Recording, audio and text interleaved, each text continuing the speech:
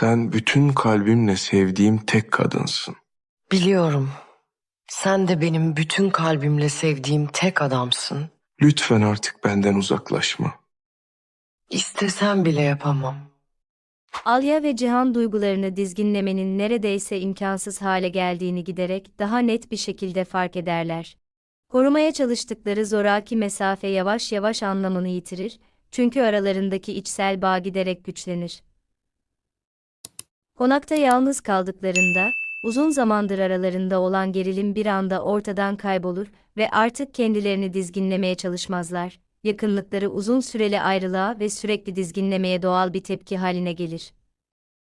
Bu kendiliğinden bir karar gibi değil, yavaş yavaş ilerledikleri kaçınılmaz bir adım gibi görünür.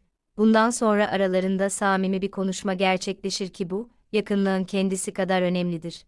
Zamanla biriken deneyimlerini, korkularını ve şüphelerini açıkça konuşurlar.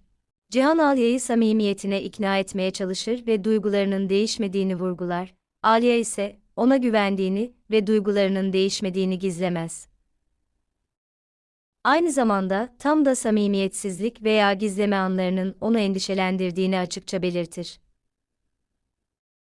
Cihan'ın artık hiçbir şeyi saklamayacağına dair verdiği söz, önceki olaylardan sonra kalan gerilimi yavaş yavaş hafifletir. Ertesi gün Alya ve Meryem'in hastanede tesadüfen karşılaşmasıyla durum beklenmedik bir şekilde değişir. Bu karşılaşma yeni bir gerilim kaynağı olabilirdi, ancak farklı bir şekilde gelişir. Meryem görünüşünün Cihan ve Alya arasında zorluklara neden olduğunu fark ederek konuşmayı kendisi başlatır. Kendini haklı çıkarmaya çalışmaz, aksine bu durumdaki rolünü kabul eder ve özür diler. Alya bunu beklenenden daha sakin karşılar. Cihan'la konuştuktan sonra özgüveni önemli ölçüde güçlendiği için artık Meryem'i ilişkileri için bir tehdit olarak görmez. Kendisiyle Cihan arasında bir mesafe olmadığını ve bağlarının bu tür zorluklara dayanacak kadar güçlü olduğunu açıkça belirtir. Bu duruma karşı tutumunun değiştiğini ve artık kıskançlığın veya korkunun kararlarını etkilemesine izin vermediğini gösterir.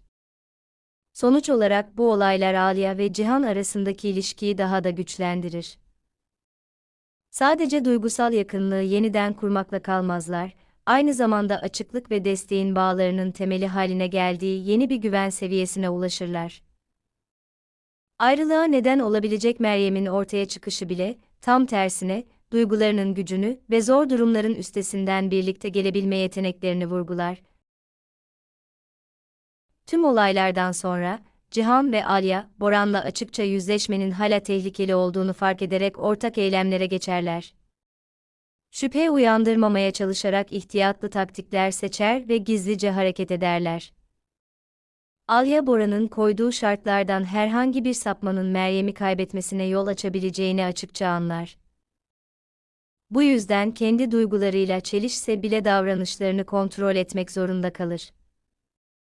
Bu nedenle halka açık yerlerde ölçülü davranırlar ve mesafelerini koruyarak, belirlenmiş kurallara razı oldukları izlenimini verirler.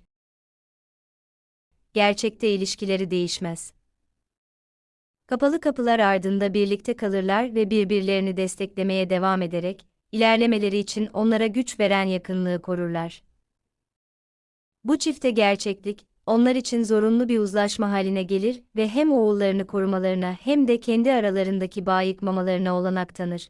Aynı zamanda Boran durumu etkilemeye çalışmaktan vazgeçmez ve yeni baskı yöntemlerine başvurur. Sadakati kullanarak, evde ek gerilim yaratacak bir karar vermeye zorlar.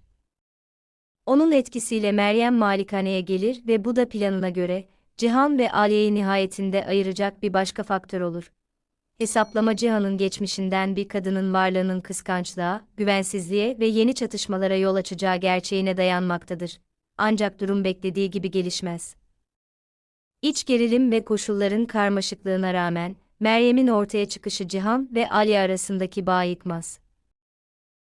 Aksine birlikte hareket etmeleri ve dış faktörlerin kararlarını etkilemesine izin vermemeleri gerektiğini daha da çok anlarlar. Eylemleri daha koordineli hale gelir ve güvenleri eskisinden daha güçlü olur. Böylece baskı altında ve onları ayırmaya yönelik sürekli girişimlere rağmen, Cihan ve Alya birliklerini koruyarak ortak bir hedefe doğru ilerlemeye devam ederler.